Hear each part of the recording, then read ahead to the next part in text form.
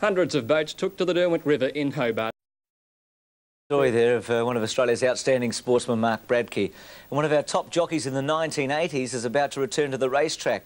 He's literally made a comeback from the dead. Brendan Clements, the winner of 8 Group 1 races, was clinically dead after a horror fall nearly 5 years ago. And now the little man with a huge heart is poised to win his racing licence back. Hey, Ginge. I'm ready. Got me Batman suit on. He's smiling now, but in April 1988, Brendan Clements was involved in one of the worst falls in Australian racing history. Fellow jockey Craig Wake died from his injuries, and Clements only just survived after suffering 3 brain hemorrhages that night. But apparently I died on the operating theatre twice, and I must have been on support systems and they kept me going, but I can't tell anyone what it's like to be dead other than it's like when you sleep. It doesn't hurt. What did hurt was a rib cage crushed so badly doctors were forced to remove one of his lungs. Clements' illustrious 304-win career, which included the 1980 Newmarket Handicap, 84 Blue Diamond Stakes, 85 Railway Stakes and 88 Perth Cup, appeared to be well and truly over. To everyone, that is, except Brendan. It's been a long time to me, Neil. It's I've been writing work for the last 2 to 3 years, and I've felt really good the last year, and I've kept on to the doctors to try and clear me, but they've wanted to wait and wait and wait and make sure everything's all right. And, well, the other day they said, yes, we think everything's all right. Well, either that or they were sick of me asking them. So they said, yes, we'll clear you to go back. Having finally proved his fitness, Brendan's last test came in this week's trials at Ascot, where he had to prove to the stewards he could still handle himself in racing conditions.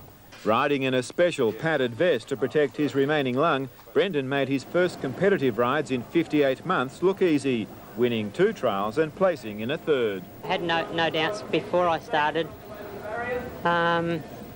Fitness-wise, the more racing and trials I have, the better I'm going to be, and I'll get lighter as I go. I haven't got that much to lose, but I'll get lighter.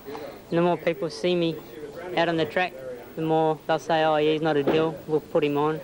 Put me on the slubbies for a while. Trainer Wally Mitchell shared many of Clements' racing triumphs before the fall, and since has watched his former jockey slowly resurrect his career. It's a real great achievement after the horrific injuries he sustained in that fall.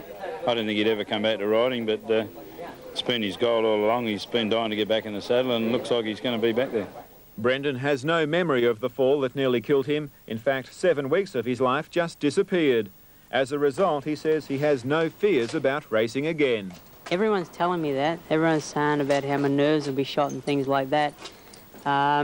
If that was the case, I don't think I would have ever got on a horse. He's never been a nervy sort of fella, Brendan, and he takes everything in his stride, and he's had a lot of experience over the years. Street Cafe in front, being ridden for dear life. Street Cafe is going to hang on and win, and Brendan's broken back. Can you get back to the heights that you reached before as a jockey, do you think?